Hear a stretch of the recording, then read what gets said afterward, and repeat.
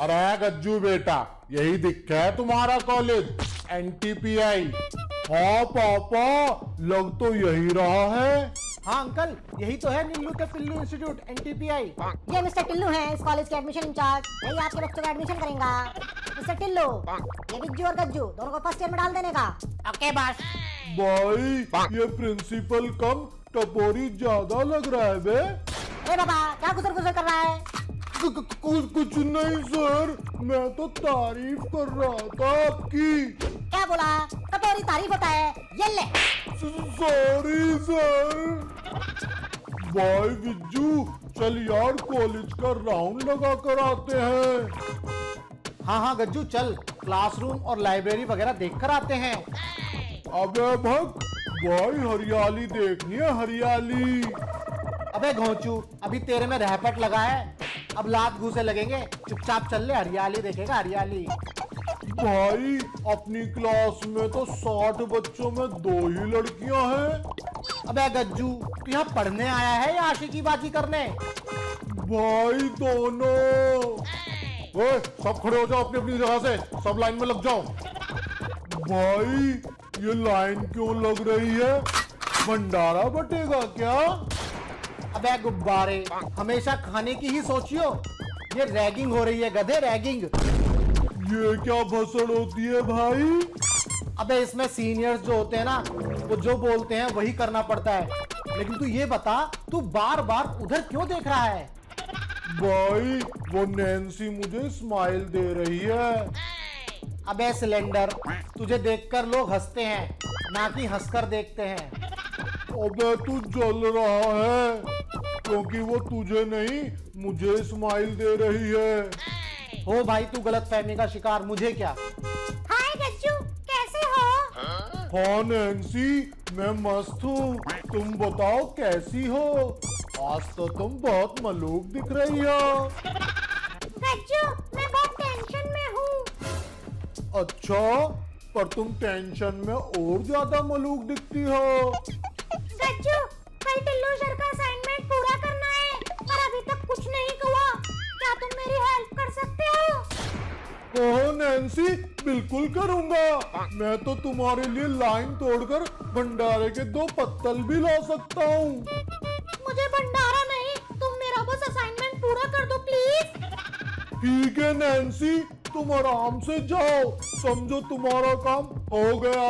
और हाँ, अपना ध्यान रखना, टेंशन बिल्कुल भी मत लेना जरा सी भी।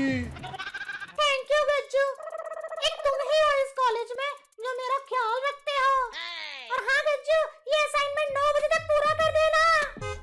हाँ हाँ, मैं ये असाइनमेंट कर दूंगा। तुम मजे से जाओ और अपनी सेहत का ख्याल रखो। हेलो नैन्सी, आज तो तुम सपरेटा दूध की तरह लग रही हो। ये सब छोड़ो, गज्जू मेरा असाइनमेंट दे दो, मुझे टिल्लू सर को सबमिट करना है। अभी करना है क्या? हाँ हाँ, अभी करना है। मैंने बोला तो था 9 बजे तक असाइनमेंट सबमिट करना है। 9 बजे तक? नैन्सी तुम झूठ बोल रही हो, तुमने तो बोला था 2 बजे तक। दोस्तों, आज की इस कहानी में सबसे जरूरी बात क्या है वो आप ध्यान से सुनिए। हियरिंग एंड लिसनिंग में बहुत बड़ा डिफरेंस होता है। हियरिंग एंड लिसनिंग में बहुत बड़ा डिफरेंस होता है। हियरिंग एक्सीडेंटल होती है, इनवॉलेंट्री होती है, एफर्टलेस होती है। आप रूम में बैठे हैं, फैन की आवाज आ रही है, आप चाहकर भी फैन की आवाज बंद नहीं कर सकते। आप अपने माइंड को, अपने दिमाग को उधर ध्यान लगा ही नहीं रहे, फिर भी फैन की आवाज आ रही है।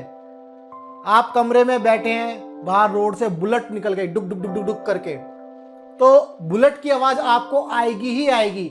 आप ना चाहकर भी उस आवाज को नहीं सुन सकते। यह है हियरिंग। दूसरा होता है लिसनिंग। लिसनिंग जो है फोकस्ड हियरिंग बोल सकते हैं आप, यानी कि किसी भी चीज को बहुत ध्यान से सुनना।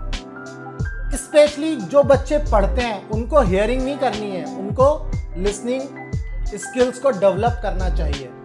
जो बच्चे पढ़ाई कर रहे हैं, जब टीचर बच्चों को पढ़ाता है स्कूल में, ट्यूशन्स में, तो बच्चों को टीचर्स की बातों को बहुत ध्यान से सुनना चाहिए। ध्यान से सुनने का मतलब है हियरिंग नहीं, फोकस्ड हियरिंग, यानी कि आप बिल्कुल ध्यान लगा करके टीचर की बात को सुन रहे हो। जो लिसनिंग है वो एक तरीके से आप ये बोल सकते हो एक्टिव हियरिंग बोलते हैं उसको।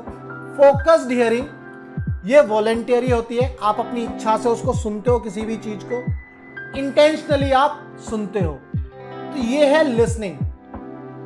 अब लिसनिंग का एक प्रोसेस होता है। प्रोसेस में क्या होता है, सबसे पहले रिसीवर होता है, उसके बाद डिकोडिंग, उसके बाद remembering, then evaluation, after that responding. मान लो आपको 4 आवाज सुनाई दी, फैन की, बुलेट की, कार की और किसी पक्षी की। तो चारों आवाज जब आपने सुनी तो आपने रिसीव कर लिया चारों साउंड को। अब आपका माइंड डिकोड करेगा कि ये फैन की आवाज है, ये जो है पक्षी की आवाज है, ये कार की आवाज है, ये बुलेट की आवाज है। डिकोड करके आपका माइंड जो है उन सारी आवाजों को अपने माइंड में रख लेगा, स्टोर कर लेगा कि भैया ये फैन की आवाज थी, ये पक्षी की आवाज है। उसके बाद इवैल्यूएशन शुरू हो जाएगा आपके माइंड में। अगर किसी ने आपसे पूछा भाई ये किसकी आवाज है, अभी जो कार गई है ना, बोलेगा ना ये गई है, अभी जो गाड़ी वो क्या थी, बुलेट थी, कार थी। तो आपका माइंड इवैल्यूएट करके तुरंत बताएगा कि भाई साहब वो बुलेट की आवाज थी। तो ये है लिसनिंग का प्रोसेस।